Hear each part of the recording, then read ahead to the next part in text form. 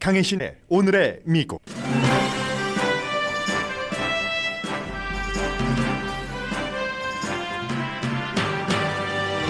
바이든 대통령이 국내와 G7 국가 요청을 거부하고 8월 31일 아프가니스탄 철군 시한을 지킬 것이라고 밝히자 동맹국들은 실망했습니다.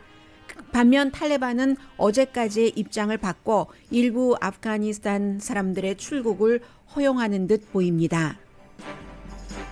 군 출신 2명의 연방 하원 의원이 정부 허가를 받지 않고 아프가니스탄을 방문하자 국방부는 정치인들의 카불 방문은 긴장을 고조시킨다고 경고합니다. 미국이 탈출시키지 못한 미국 언론을 위해 일해온 아프가니스탄 기자들과 가족들이 오늘 멕시코 공항에 도착했습니다. 멕시코는 19세기부터 다른 나라에 독립운동을 하던 지도자와 난민들을 환영해온 나라입니다. 연방 대법원은 난민 신청을 한 사람은 멕시코에서 대기하라는 트럼프 행정부 정책을 바이든 행정부가 따르라는 판결을 내렸습니다. 연방 하원에서 거의 5조 달러 규모의 2가지 지출안이 통과됐습니다. 또 투표 자유를 침해해온 주들은 연방에서 선거에 관해 모니터링하는 내용의 법안도 연방 하원에서 통과됐습니다. 코로나 바이러스로 인해 미국 중환자실의 77%가 찼습니다. 달라스를 포함한 텍사스 북부에서는 백신 접종 받은 사람들을 우선 치료한다는 방침을 세웠습니다. 백신 접종을 받지 않은 사람과 비교해서입니다. 힘이 빠져오던 베스트바이의 2, 4분기 매출이 크게 늘어났고 전망도 밝습니다. 주택 공유회사 에어비앤비가 아프가니스탄 사람 2만 명을 위한 집을 지원한다고 밝혔습니다. 여러분 안녕하십니까? 오늘의 미국 강예신입니다. 세계 강대국들의 탑뉴스는 오늘도 당연히 아프가니스탄이고 그 밖의 나라들은 그 나라의 이해관계에 따라서 탑뉴스는 조금씩 다릅니다. 저는 미국의 오늘 탑뉴스 아프가니스탄 철군과 관련된 것을 전해드리겠는데 크게 이제 2가지가 생각이 납니다. 상황이 얼마나 빨리 바뀔 수 있는가. 세계사적인 입장에서요. 그리고 2번째는 인간에 대한 그 사랑을 각자 국가의 철학에 따라서 얼마나 행동으로 빨리 실천할 수 있는가. 이것도 역시 세계사적인 입장에서 말씀을 드립니다. 먼저 상황이 얼마나 빠르게 바뀔 수 있는가. 이것은 하루 이틀의 상황을 말씀드린 것은 아닙니다. G7이 잉글랜드에서 6월 달에 정상회담을 했습니다. 그때 25페이지의 성명서에서 아프가니스탄에 대해서는 딱 3문장 나왔습니다. 그 3문장을 요약하자면 그저 그 현 상태를 유지하면서 현재의 아프가니스탄 정부를 지지한다. 그렇게 함으로써 아프가니스탄의 정치적인 안정을 꾀한다, 도모한다 하는 것이었죠. 그런데 2달 만에 세계에서 가장 부자이기 때문에 그 돈으로 파워까지 살 수 있는 G7 국가들의 2달 전에 그 같은 서약은 종이 조각이 됐습니다. 국가가 없어져 버렸습니다. 아프가니스탄 정부가 이제는 탈리반으로 넘어갔기 때문에 그렇습니다. 그리고 G7 정상회담이 열렸던 같은 달입니다. 6월 달에 지금은 도망간 아슈라프 가니 아프가니스탄 전 대통령이 바이든 대통령의 초청으로 미국을 방문해서 백악관에서 당시에 정상회담을 했는데 당시에는 별로 주목받지 못했는데 지금 2달 전에 그 역사가 주목받고 있습니다. 그때 이미 도망친 아프가니스탄 대통령이 미국 대통령에게 요구하고 요청했었던 것은 미군이 철군을 할 때 가능하면 많은이 아니라 적은 아프가니스탄 사람들을 탈출시켜달라 하는 아주 묘한 요청이죠. 왜 이런 요청을 했냐면 이 아프가니스탄 그 대통령도 탈리반과의 어떤 일이 이렇게 며칠 만에 본인이 대통령궁에서 쫓겨나는 것은 물론 도망까지 칠 것을 2달 전에 예상하지 못했던 겁니다. 그러므로 미군이 철군하면서 가능하면 아프가니스탄 사람들 많이 두는 것이 본인의 정치적인 그 계산 때문에 그렇게 요청을 한 겁니다. 미국 사람들이 가능한 한 많은 아프가니스탄 사람들을 데리고 나가면 아프가니스탄 그 현 정부에 대한 불신을 보여준다는 거죠.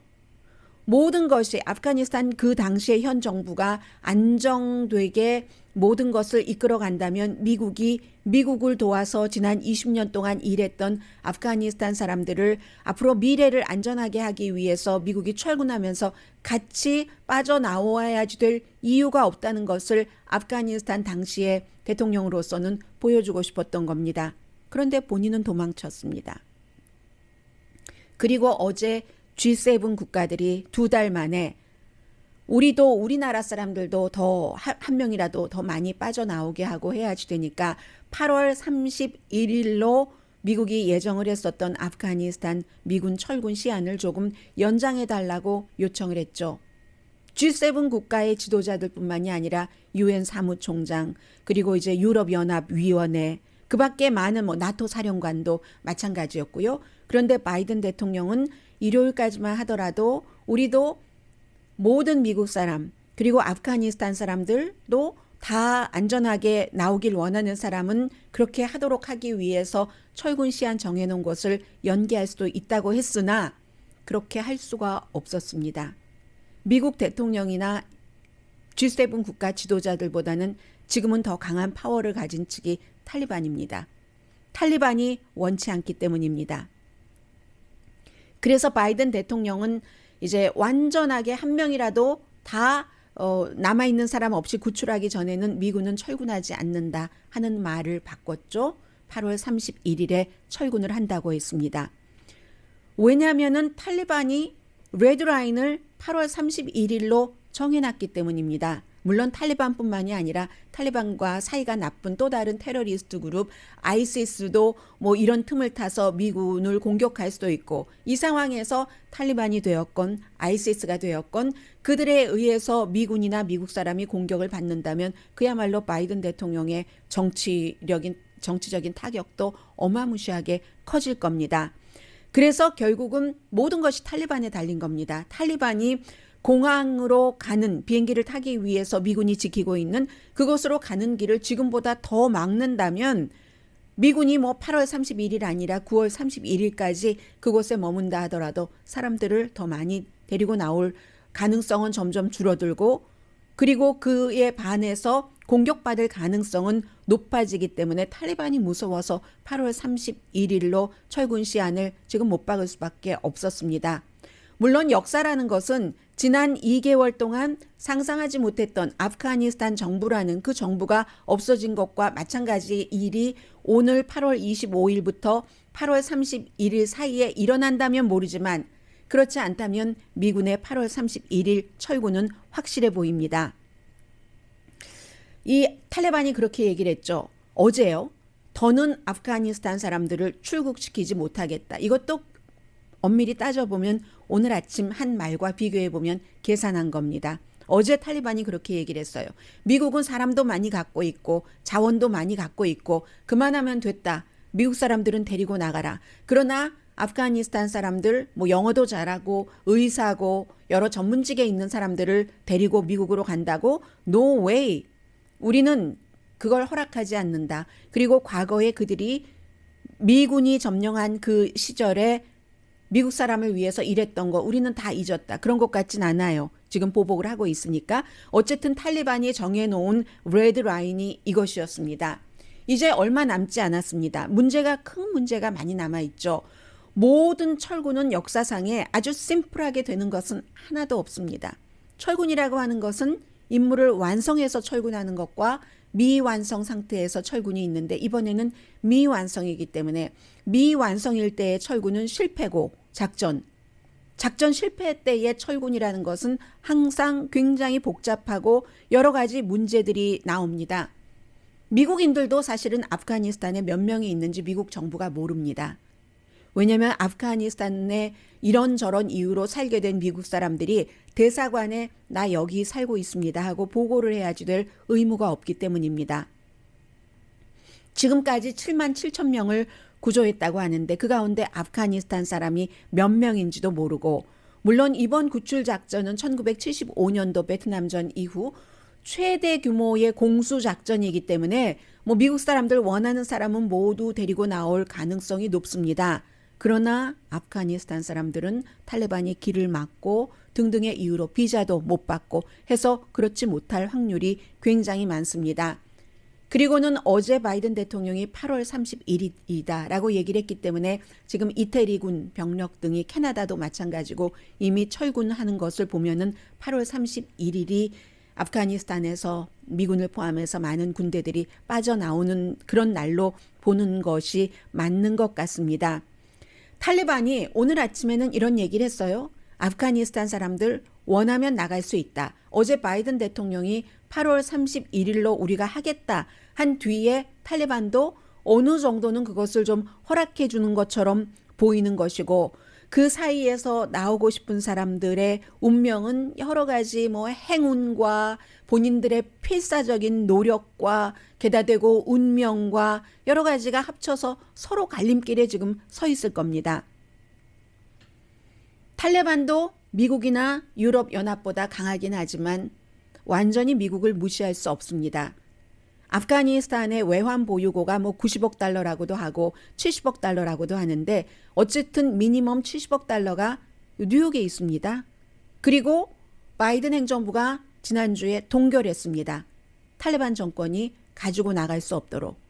이것을 가져다가 인심을 사고 아프가니스탄에서 파워, 정치적인 힘을 키우려면 탈레반은 미국을 완전히 무시할 수 없습니다. 이것을 지렛대로 지금 사용할 수 있는 것이고 그리고 미국도 또 유럽연합도 탈레반을 완전히 무시하지 못합니다. 그들을 완전히 무시하고 뭔가 완벽한 경제 제재를 하려면 UN 안전보장이사회 상임이사국 2개 나라 중국과 러시아도 동의해야지 되는데 중국과 러시아가 오랜 동안 북한에 대해서 미국과 유럽의 동의를 해주지 않았던 것처럼 지금도 마찬가지입니다. 중국과 러시아는 탈레반과 이미 손잡기를 선언을 했습니다.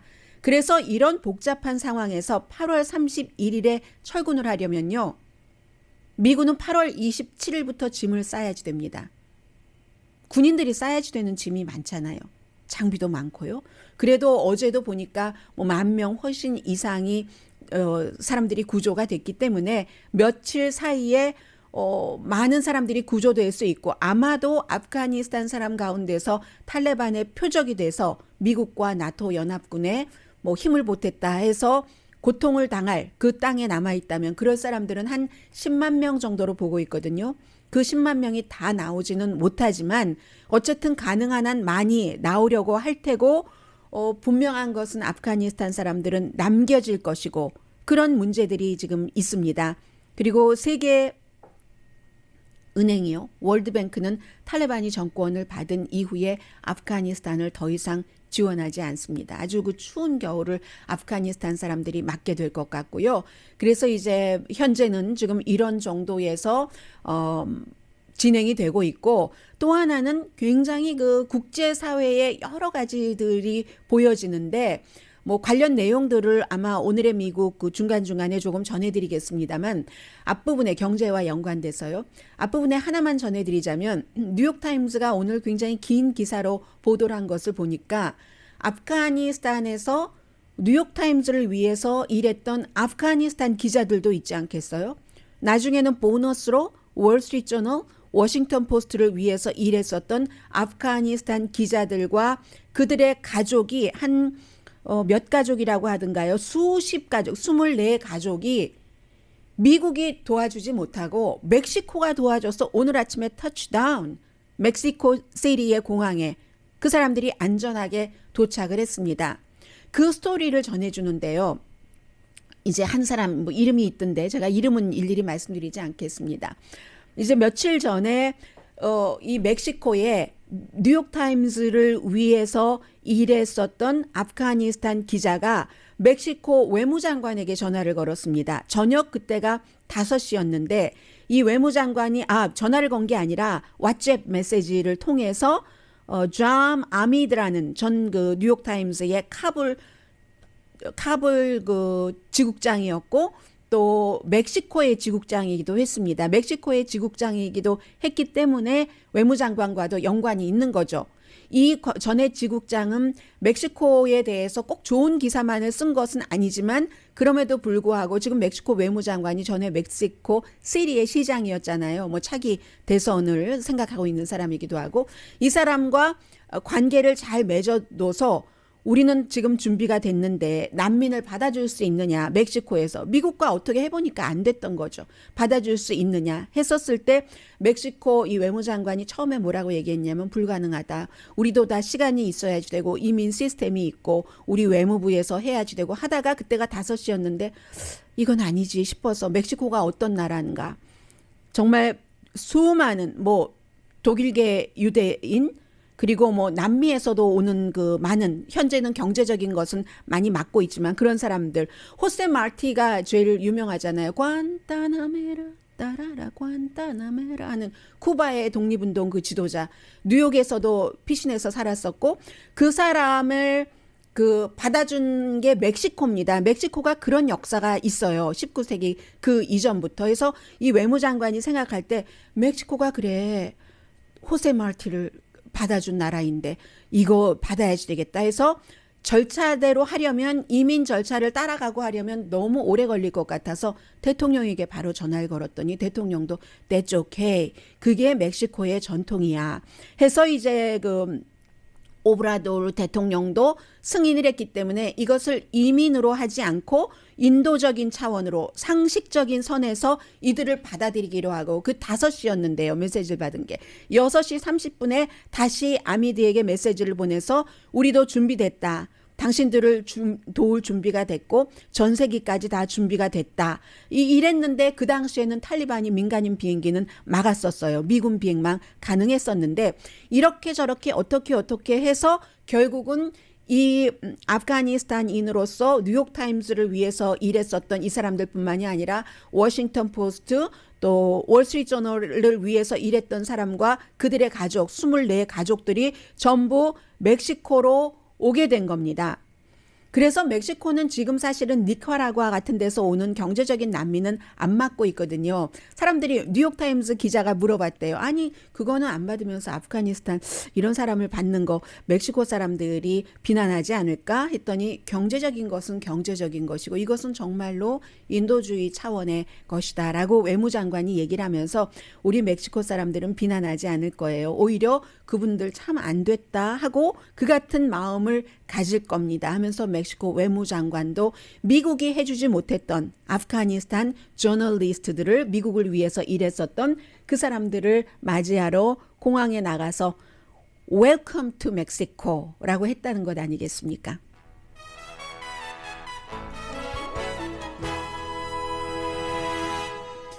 이제 8월 30일이 되면은 철군은 좀 마무리가 현재로서는 될 것 같고 이렇게 철군을 했었어야지 되는가 아니면 지금까지 20년 동안 2조 달러 정도를 쓰고 미군들 2,000명 조금 넘게 숨졌는데 계속 마지막에 그 머물렀던 미군 숫자가 2,500명이니까 그 정도를 두게 했었어야지 되는가 그것보다 더 많았었던 과거에도 10만 명 넘었던 적이 오랜 기간 있었으니까요. 다 합쳐서 20년 동안 뭐 2조 달러를 썼다면 지금부터는 이제 1년에 한 예상되는 게 200억 달러 정도 되잖아요. 그것도 안 될 가능성이 높겠죠. 1년에 200억 달러면 미국 그 전체적인 그 예산의 몇 퍼센트냐면요. 0.5%밖에 되지 않거든요.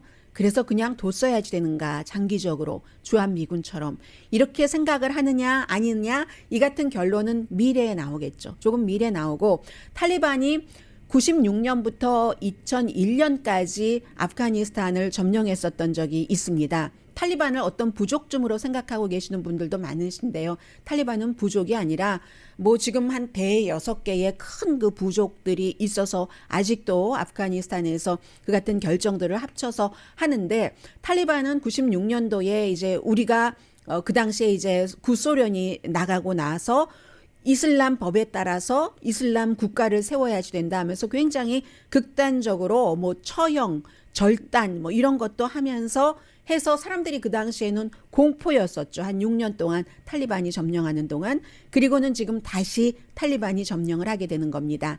그런데 2001년까지 1996년부터 탈리반 처음에 정권을 잡을 때는 한 뭐 세 나라 정도 파키스탄을 포함해서 탈리반을 지지했는데 지금은 그 이후에 20년의 세월이 흘렀고 아프가니스탄 사람들도 민주주의를 조금 맛봤고 탈리반도 과거보다는 조금 융통성 있게 여러 가지를 조정을 하고 있기 때문에 지금은 한 뭐 50개 국가 정도는 탈리반과 함께 일을 하겠다라고 얘기를 하고 있기 때문에 글쎄요, 아프가니스탄 국민의 미래는 결국은 바이든 대통령이 얘기를 하는 것처럼 탈리반을 선택을 하던 또 다른 그룹을 선택을 하던 아프가니스탄 국민들의 손에 달려 있는 건지도 모릅니다.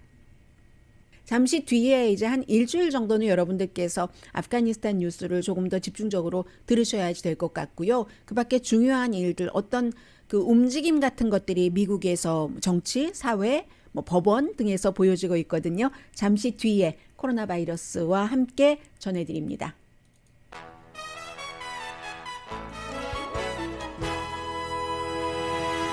라디오 서울 방송 오늘의 미국 듣고 계십니다.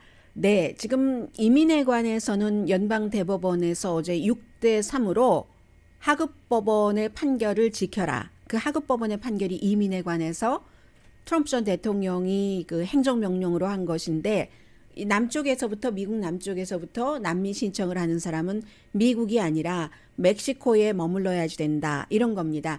이게 바이든 대통령이 되고 나서 바로 트럼프 전 대통령의 행정명령이었기 때문에 행정명령으로 이것을 취소시켰었고 그러자 텍사스주와 미주리주가 바로 연방정부를 고소했습니다. 그 고소한 것에 대한 판결이 트럼프 행정부의 것을 지켜라 하는 하급법원의 것이었거든요. 그런데 어제 연방대법원에서 찬성 6대 반대 3으로 하급법원 판결을 지지했습니다. 그러니까 이번 그 대법원에서 나오는 판결 가운데서 오랜만에 원래의 보수 6명, 진보 3명대로 진보들은 난민들이 멕시코에 머무르면 너무 위험하고 갱도 많고 하니까 난민은 난민답게 처우해야지 된다. 더 안전한 미국에서 뭐 재판 진행되는 동안 머물러야지 된다 하는 것이고 그러나 6명은 아니다라고 해서 그렇게 됐으니까 바이든 대통령의 그 이민 정책이 조금 이제 뒤로 물러섰던 그런 거고요. 왜냐하면 지난주에 이제 빨리 판결을 하긴 했네요. 연방 대법원이. 연방 법무부가 하급 법원의 그 같은 판결에 대해서 시행 중지 명령을 내려주십시오 하고 연방 대법원에 요청한 거거든요. 그랬더니 연방 대법원이 연방 법무부의 이 같은 요청에 대해서 하급 법원 판결대로 해라 하고 판결을 했습니다. 하원에서요. 존 루이스 투표법이라고 해서 어제 찬성 219, 반대 212 굉장히 당파적으로 통과가 됐습니다. 이 법안은 무엇이었냐면은 투표법을 어기고 또 뭔가 유권자가 투표를 하기 힘들게 하고 그리고 그 같은 유권자가 흑인이거나 소수인종일 경우에 투표 탄압을 해왔던 것이 기록으로 많이 있는 그 같은 주는 연방에서 어떠한 형태로든 모니터를 해야지 된다 하는 내용의 법이거든요. 그래서 1965년부터 투표법이 아주 확고하기 때문에 그것을 지켜야지 된다 하는 건데 이것도 별 의미가 없습니다. 하원에서만 통과되면 뭐합니까? 상원으로 보내져서 어떤 경우에는 뭐 상원 의원 50명의 그 투표만 있으면 되지만 이 경우에는 60표 이상이 돼야지 되거든요. 3분의 2. 공화당 의원 10명이 찬성을 해야지 된다는 겁니다. 근본적으로는 크게는 그 유권자들의 투표할 권리를 더 많이 보장을 해준다는 거죠. 최근에 이제 공화당이 여러 주에서 만들고 있는 투표 제한법과는 반대되는 겁니다. 그런데 여기에 대해서 이것을 지지한다 하는 사람은 공화당에서는 현재로서는 한 명밖에 없습니다. 리자 머코스키, 알래스카가 지역구인 연방 여성 상원 의원입니다. 그리고는 이제 바이러스는 간단히 말씀을 드리면 중요한 것만 로스앤젤레스 카운티의 통계를 쭉 봤더니 백신 접종을 받은 사람과 받지 않은 사람 비교했을 때 병원에 입원할 확률은 29배 높다. 백신 접종을 안 받은 사람이. 그리고 감염될 확률도 백신 접종 안 받은 사람이 접종 받은 사람보다 5배 높다. 다만 이제 차이가 제일 적은 것은 뭐 백신 접종을 받고 감염된 사람이나 안 받고 감염된 사람이나 다른 사람에게 전파하는 이것은 아직 조금 그레이 에리어가 있기 때문에 봐야지 되는 거고요. 이게 5월 1일부터 7월 25일까지 로스앤젤레스 카운티의 병원 입원율을 봤을 때 한 얘기입니다. 그리고 존슨앤존슨이 오늘 아침에 발표하기를 존슨앤존슨 부스터 샷을 맞으면 이제 존슨앤존슨 첫 번째 접종 받고 나서 6개월이나 8개월이 지난 뒤에 이 추가 접종을 받고 28일이 지나면 항체 형성이 9배가 높아진답니다. 그만큼 이제 변이 바이러스에 강할 수 있다 하는 것이고 아직은 그 존슨앤존슨은 추가 백신 접종 뭐 해달라 하는 그런 신청은 안 했고요. 또 나쁜 얘기가 있다면 질병통제국이 발표하기를 이제는 백신 접종을 받고 나서 그 효율성이 66%밖에 안 된다. 처음에 뭐 94%, 90몇 퍼센트 이랬는데 그렇다는 겁니다. 그리고 국방부는 오늘부터 당장 군인들 백신 접종 시키기 시작했습니다. 지난번에는 이제 군복을 입은 군인이 아니라 국방부 소속 다른 사람들을 백신 접종 의무화를 했는데 오늘부터는 주사를 지금 놔주고 있고요. 전국적으로는 중환자실의 77%가 찼습니다. 그러면 평균이 77%면 이것보다 많은 곳이 있고 적은 곳이 있죠. 제일 중환자실이 아직은 여유가 있는 곳은 뉴저지네요. 뉴저지주는 40%만 찼습니다. 60% 여유가 있다는 건데 엘라바마는요 넘었죠. 당연히 102%. 이렇게 되는 경우는 중환자실 다 차고 다른 뭐 복도라든가 어디에든 중환자실 베드를 만들었다는 얘기가 되죠. 알칸소도 꽉 찼습니다. 켄터키, 플로리다 94% 중환자실 찼고 그리고 텍사스주도 지금 93% 정도는 찼거든요. 그래서 텍사스에서 어떤 얘기가 지금 나오고 있느냐면 그게 규정을 했다고 해요. 텍사스 북부요. 그러니까 뭐 포트월스 있는데 그 오른쪽 옆으로 동쪽으로 달라스 아래 샌안토니오 뭐 이런 데는 좀 아래니까요. 어스틴 이런 데는 아니고 달라스를 중심으로 이제 이런 북쪽에는 지금 병원에서 코로나 바이러스 환자를 치료를 할 때 백신 접종을 받은 사람과 받지 않은 사람으로 구분을 해서 백신 접종을 받은 사람부터 치료한다는 겁니다. 백신 접종 받은 사람 치료하는 게 훨씬 의학적으로 효율적이니까. 백신 접종을 받지 않은 사람이 사망할 확률이 높기 때문에 더 급한 사람을 먼저 치료한다 하는 게 아니라 이번에는 포커스를 그 생존하고 치료가 쉽게 가능한 사람부터 빨리 치료한다 해서 우선순위를 백신 받은 사람으로 하는 이게 이제 달라스 그쪽이고요. 뭐 아이다호, 네바다, 일리노이주도 지금 그 중환자실 거의 차갑니다. 해서 아직까지는 그 사망자의 경우는요. 65세 이상이 많아요. 65세 이상은 뭐 85% 정도는 백신 접종을 완전하게 받았는데도 불구하고 백신의 그 효력 같은 것도 젊은 사람보다 떨어지고 워낙에 이제 다른 질병이 있기 때문에 이런 결론이 나오는 거고요. 오하이오 주립대학교, 골드만삭스, 디즈니 그 크루즈 라인도 전부 이제 그 백신 접종 의무화를 했고 델타 에어라인을 좀 전해드리겠습니다. 델타 에어라인은 백신 접종을 받지 않은 직원은 한 달에 어떤 그 의료 위험 대가 이렇게 해서 $200씩 일종의 벌금이죠. 내게 한다는 겁니다. 원래 델타 에어라인 접종률 높은 편이에요. 직원들 75%가 백신 접종을 했지만 늘 세계 각 나라의 사람들을 대하는 그 직종이잖아요. 그래서 9월 12일부터는 백신 접종을 받지 않은 사람은 매주일 테스트를 해야지 되고 9월 30일부터는 뭐 코비드 페이 프로텍션이라는 프로그램을 만들고 11월 1일부터는 한 달에 $200씩 파이낸셜 리스크라고 해서 백신 접종을 받지 않은 사람 때문에 누군가가 백신 그 바이러스에 걸려서 일도 못하고 더 많이 아파서 델타 에어라인에서 어떠한 그 보험으로 커버를 해야지 되면 보험금이 올라가잖아요. 그러니까 왜 백신 접종을 받지 않아서 그런 일을 만드느냐. 한 달에 $200씩 파이낸셜 리스크 피로 받게 한다는 겁니다.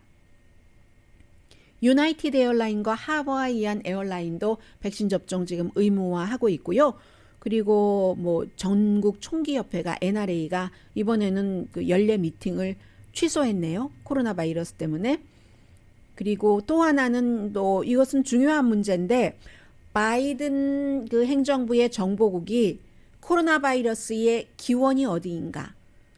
결국은 결론 내리지 못했다. 사실은 원래 코로나 바이러스가 처음에 퍼지고 한창 1년쯤 지났을 때도 미국의 정보국 가운데서 수많은 정보국 가운데서 한 뭐 두 군데 정도는 뭐 오한일 수도 있고 사람이 만들어낸 바이러스일 수도 있고 그런 가능성에 대해서 말했지만 전체적으로는 총괄적으로는 이건 사람이 만들어낸 것도 아니고 어떠한 것이 이제 수정돼서 이런 일이 일어났을 가능성도 없다라고 결론을 지었는데 트럼프 전 대통령과 트럼프 전 대통령의 지지자들, 공화당 많은 영향력 있는 사람들이 너무너무 주장을 했기 때문에 이것을 다시 정보국에서 조사를 했는데 결론을 내리지 못했답니다.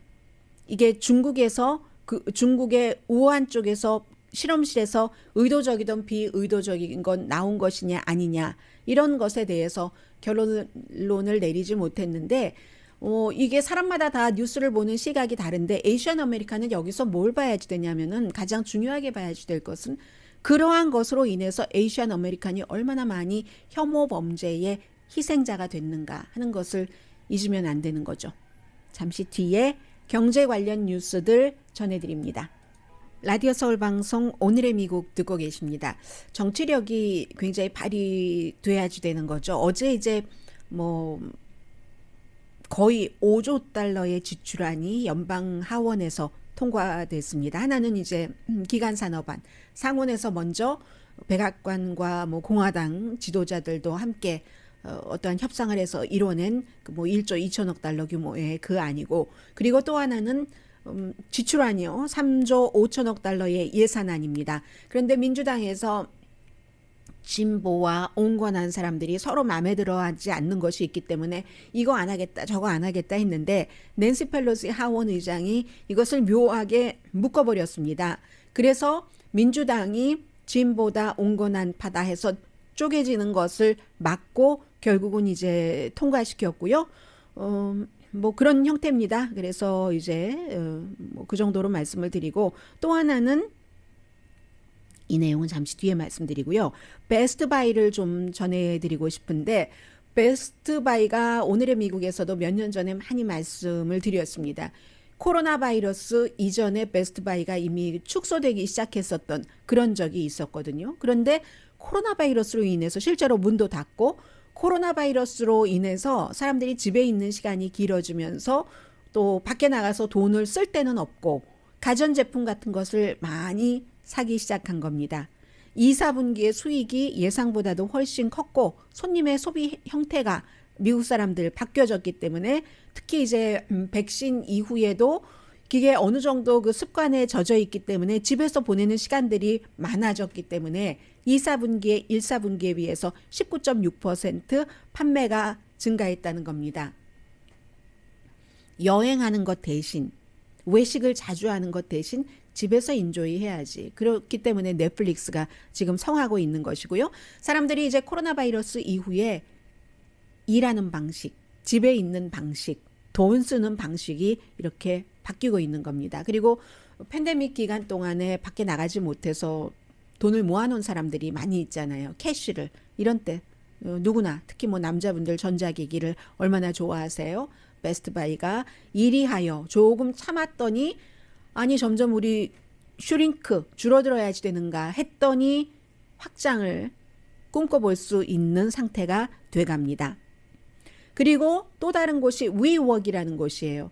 이 위웍이라는 곳도 뭐 손정희 씨도 소프트뱅크에 투자를 했고 하는데, 팬데믹이 시작이 되고 나서는 사람들이 전부 일하지 않고 뭐 이런 데도 문 닫고 했으니까 타격이 컸습니다. 그리고 나서 시간이 지나면서 사실은 재택근무보다는 리모트워크, 그 회사가 아닌 다른 곳에서의 일하는 것, 아니면 텔레워크, 리모트워크 or 텔레워크이라고 말씀드리는 게 더 맞는지도 모르겠습니다. 꼭 회사에 가지 않고 근무하는 것이 집에서만 일해야 된다는 건 아니잖아요. 어떻게 하다 보니까 회사는 집하고 회사하고 멀고 하면은 집 주변에 WeWork이라는 공유 오피스가 있는 거죠. 이 공유 오피스가 시간당 이제 위워크 같은 경우는 얼마 전에 한 $25 정도 하더라고요. 그렇게 해서 다 모든 시설이 돼 있으니까 컨퍼런스 룸까지 돼 있고 하니까 일할 수 있는 것이 조금 주춤하다가 점점 커지고 있습니다. 왜냐하면 위워크는 프랜차이즈처럼 로스앤젤레스에도 다른 곳에도 이렇게 동네마다 내가 거기에 이렇게 예약을 할 수가 있기 때문에 미국과 영국에서 세계적으로 위워크도 퍼져간다는 겁니다. 팬데믹 때 조금 어려움을 이기고 나니까 이런 일이 온다는 거죠. 런던, 맨체스터, 그리고 싱가포르, 시드니, 멜번, 오스트레일리아 이런 곳으로 점점 확장이 된다는 거죠. 그리고 집에서 일할 수 있어도 가족을 피하고 또 룸메이트를 피해서 집중해서 위워크 같은 회사는 너무 멀고 할 때 일할 수 있다는 건데 말하자면 제3의 장소입니다. 제3의 일터가 회사도 아니고 집도 아닌 위워크이라는 공유 오피스죠. 그렇기 때문에 회사에서 위워크에 돈을 내고 일을 했을 때는 그것을 다시 이제 변상 환불해주는 리임버스 해주는 이런 회사들도 늘어나고 있는 것도 팬데믹 이후에 달라지는 풍경이라고 할까요?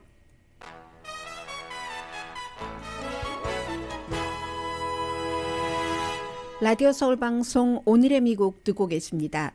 텍사스가 아니라 제가 지금 캘리포니아주에서 방송하고 있죠. 캘리포니아주와 네바다 경계의 레이크 타호. 네.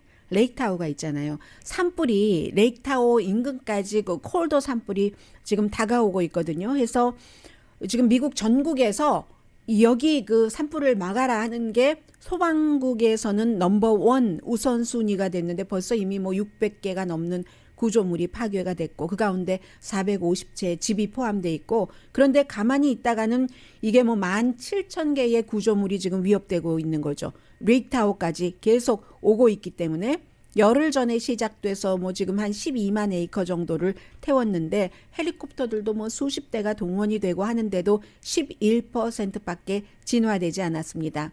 아마 당연히 그 대피령이 좀 내려질 것 같은데 미국에서 지구 온난화, 가뭄, 폭염 이런 것으로 인한 여러 가지 그 자연재해가 본격적으로 시작된 게 본격적은 아니고 시작이라고 말씀드릴 수 있는 게 1973년이거든요.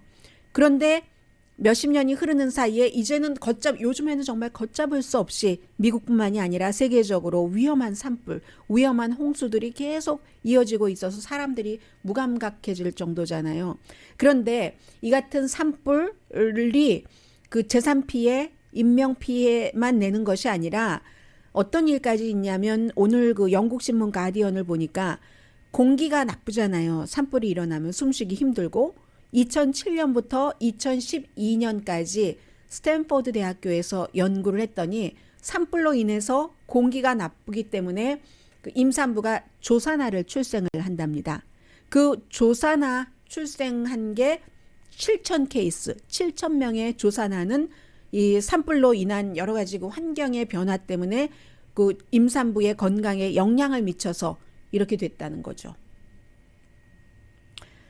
그리고 2명의 연방 하원 의원이 한 명은 민주당, 한 명은 공화당인데 아프가니스탄 카불을 의회의 허락을 받지 않고 지금 방문을 했습니다.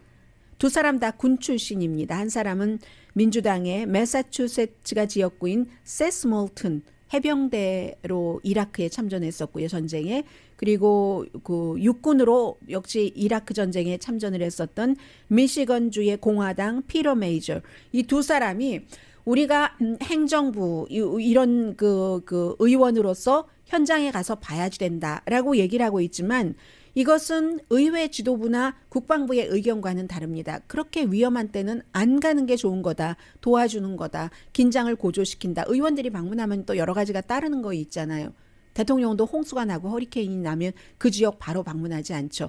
이렇게 해서 오늘 낸시 펠로시 하원 의장은 민주당 의원은 민주당의 허락을 받고 갔지 않았다고 비난을 했고요. 백악관이나 뭐 국방부나 전부 지금 다시 그런 일이 없도록 그 정치인들에게 정치인이건 아니건 하라는 대로 하자. 이런 메시지 지금 계속 보내고 있고요.